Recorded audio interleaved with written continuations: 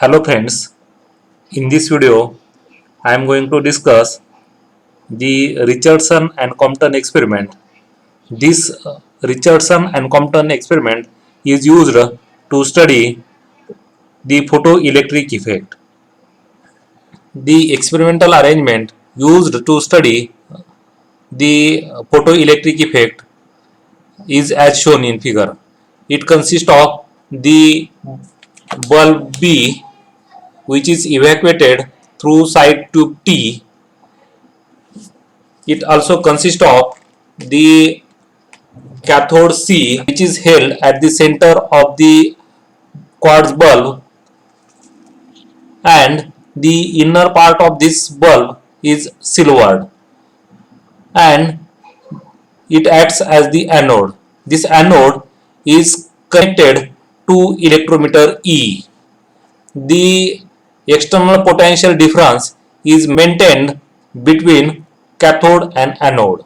This window W is used to allow the light on this cathode. So, this experiment is used to study the relation between photoelectric current and retarding potential, and the relation between velocity of photoelectrons and the frequency of light. So firstly we will discuss the relation between photoelectric current and retarding potential. When the light is incident on this cathode, or initially suppose the cathode is connected to positive terminal and anode is connected to the negative terminal, and as light is incident on this cathode, the electrons are emitted, but due to the negative potential applied to anode and positive potential to the cathode, there is no current in the circuit, and as the cathode potential decreases at certain value, there is current in the circuit for the intensity of incident light x1. So we can call this potential as the stopping potential or the retarding potential. So we can define the stopping potential or retarding potential as the minimum value of anode potential below which there is no current in the circuit, and as the cathode potential decreases, the current in the circuit increases and reaches the maximum value I1, and after that the current saturates.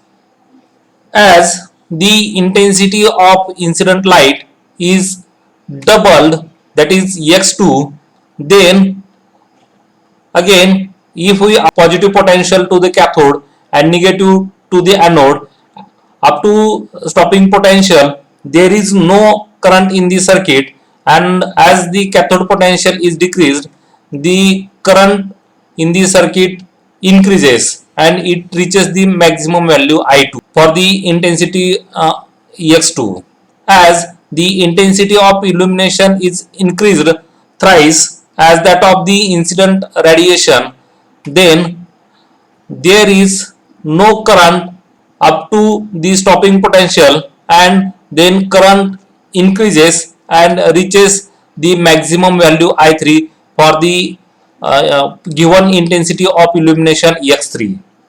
So we can analyze these results as I1 is the maximum current due to the intensity of illumination x1. As the intensity is doubled, the maximum current I2 is doubled, but the critical potential V0 remains constant as before.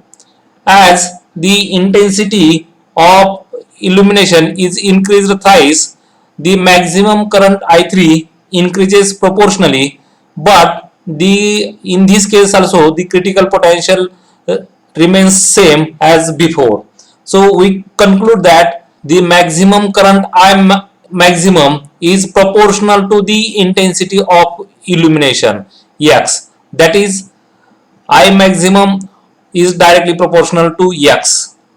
And most important conclusion is that the critical potential is independent of the intensity of illumination. So the next case is the relation between velocity of photoelectrons and frequency of light.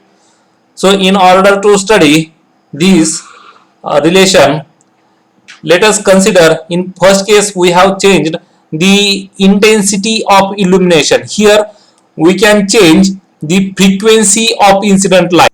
Suppose lambda 1 is the initial wavelength of incident light. As this light of wavelength lambda strikes on the cathode C, there is production of photoelectric effect.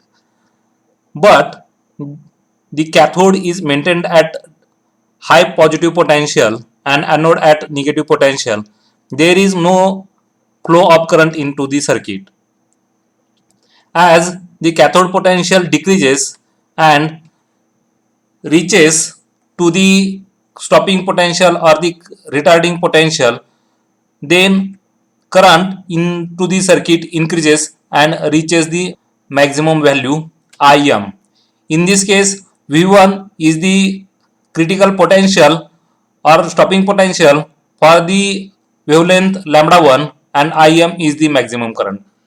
As the wavelength of light decreases, suppose lambda 2 is the wavelength of light incident on the cathode. In this case also there is no current in the circuit up to the stopping potential. Suppose V2 is the stopping potential for the wavelength lambda 2. In this case it is observed that the maximum current I maximum is similar to the previous case, that is for the wavelength lambda 1. As again the wavelength decreases, suppose lambda 3 is the wavelength of incident light. For this wavelength the critical potential is V3 and the maximum current Im remains constant. So we can say that as the lambda 1 is greater than lambda 2 is greater than lambda 3, the stopping potential is V1 is less than V2 is less than V3, or we can say that as the wavelength of light incident increases,